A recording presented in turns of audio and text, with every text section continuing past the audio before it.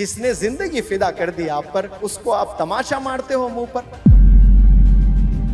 جس نے اپنا خون پسینہ لگا دیا آپ پر، آپ اس کو رلاتے ہو، آپ اس کو پریشان کرتے ہو.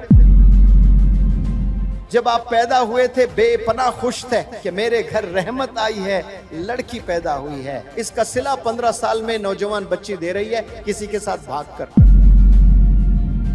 میرے گھر لڑکا پیدا ہوا، وارث آیا ہے. بہت فخر محسوس کر رہا تھا باپ. جب باپ کو ایک وارث ملتا ہے نا، اس کو پوری دنیا مل جاتی ہے. اس کا صلہ نوجوان دے رہا ہے ڈرگز میں انوالو ہو کر.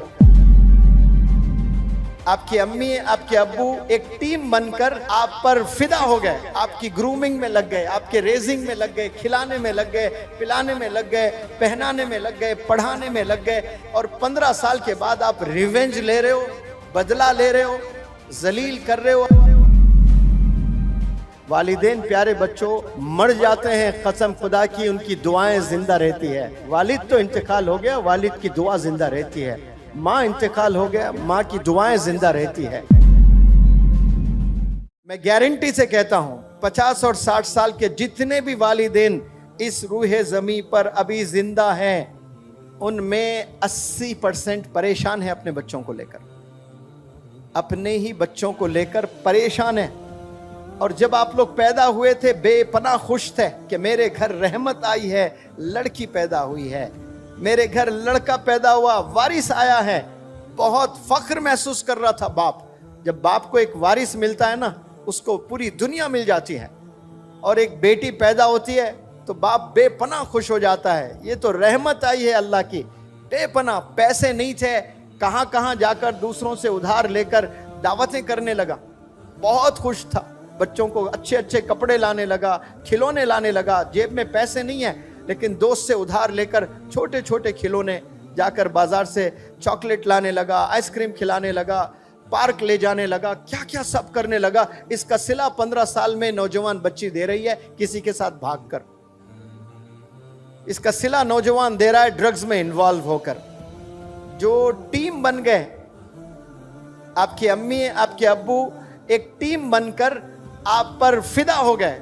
آپ کی گرومنگ میں لگ گئے، آپ کے ریزنگ میں لگ گئے، کھلانے میں لگ گئے، پلانے میں لگ گئے، پہنانے میں لگ گئے، پڑھانے میں لگ گئے. سارے آپ کے لیے کام دونوں مل کر ایز اے ٹیم کر رہے ہیں. اور 15 سال کے بعد آپ ریونج لے رہے ہو، بدلہ لے رہے ہو، ذلیل کر رہے ہو اپنے والدین کو. سوچنے کی بات ہے. جس نے زندگی فدا کر دی آپ پر، اس کو آپ تماشا مارتے ہو منہ پر. جس نے اپنا خون پسینہ لگا دیا آپ پر، آپ اس کو رلاتے ہو، آپ اس کو پریشان کرتے ہو. سوچیں تھوڑا سا آپ اکیلے تنہا. کبھی ایسا بھی سوچیں جیسا آپ سوچتے ہو ویسا تو سوچ رہے ہیں، سب سوچ رہے ہیں. کبھی آپ میں جو بول رہا ہوں نا، اس پوائنٹ آف ویو سے بھی سوچئے گا.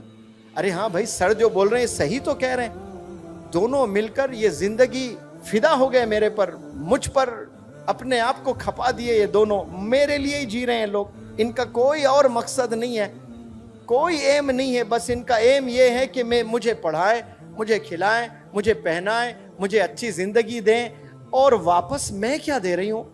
میرے ابو کو، میرے امی کو میں ذلیل کر رہی ہوں. مسجد جانے ڈر رہے ہیں میرے والد نماز کو لیے.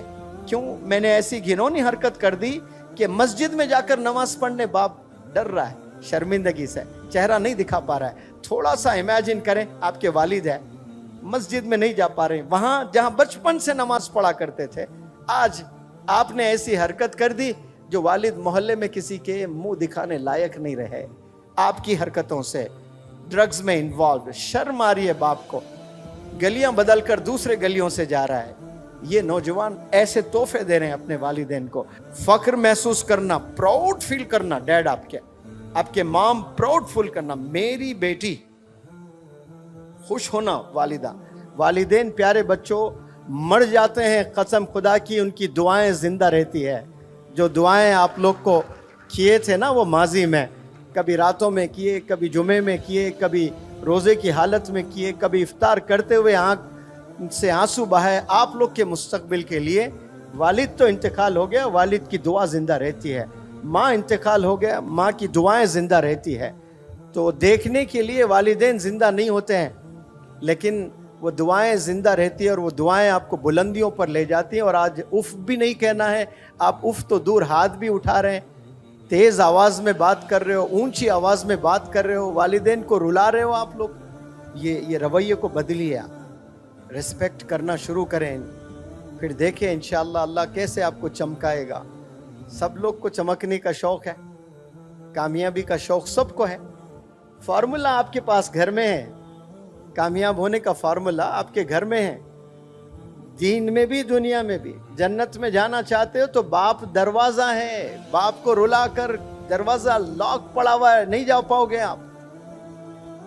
ماں کے قدموں کے نیچے جنت ہے, ماں کو رلا کر, ماں کو ستا کر جنت کے خواب نہ دیکھا کریں آپ لوگ. تو جو بھی جنت میں جانے کے خواب دیکھ رہے ہیں وہ جنت آپ کے گھر میں ہے, گھر کے باہر نہیں ہے. آپ لوگ باہر تلاشتے ہیں, میکڈونلڈس میں تلاشتے ہیں, ریزورٹس میں تلاشتے ہیں, پارکس میں تلاشتے ہیں. آپ لوگ کتنے لوگ حج پر جاتے ہیں, لاکھوں, 30-35 لاکھ. کیا سب کے حج قبول ہوتے ہیں؟ سب کے نہیں قبول ہوتے ہیں, کچھ لوگ کے حج قبول ہوتے ہیں. ابا حضور آرام کر رہے ہیں صرف, اور آپ گئے کمرے میں دیکھ کر خوش ہوئے, یہ میرے ابا. مقبول حج کا ثواب ملے گا. کون سے حج کا ثواب؟ مقبول حج. ایک تو حج کا ثواب, ایک مقبول حج کا ثواب. یعنی گویا آپ کے حج کو اللہ نے قبول کر لیا, کیونکہ اللہ جانتا ہے سب کے پاس پیسے نہیں ہیں, سب حج پر نہیں جا سکتے. کوئی بیمار ہے حج پر نہیں جا سکتا, کوئی مخروص ہے حج پر نہیں جا سکتا, کوئی اپاہج ہے حج پر نہیں جا سکتا. وہ بندہ اپنے والدین کو مسکراتے ہوئے دیکھے, حج کا ثواب ملتا ہے. لیکن غفلت کی زندگی میں نوجوان جی رہے ہیں, انہیں پتہ ہی نہیں, اور حج پہ جاتے ہیں بڑے خوش ہوتے ہیں, والدین کو ستا رہے ہیں. تو اللہ کو ایسا حج بھی نہیں چاہیے, ایسے نماز بھی نہیں چاہیے جو والدین کو 365 دن رلاتے ہو. اور آپ حج پر بھی جا رہے ہو, سال میں 2 عمرے بھی کر رہے ہو, 5 وقت نماز بھی پڑھ رہے ہو, چیریٹی بھی دے رہے ہو, لیکن جو اصل کام آپ نے کرنا ہے گھر میں, جو والدین کی خدمت, ان کی ریسپیکٹ, وہ نہ کریں تو پھر کچھ نہیں ہے آپ.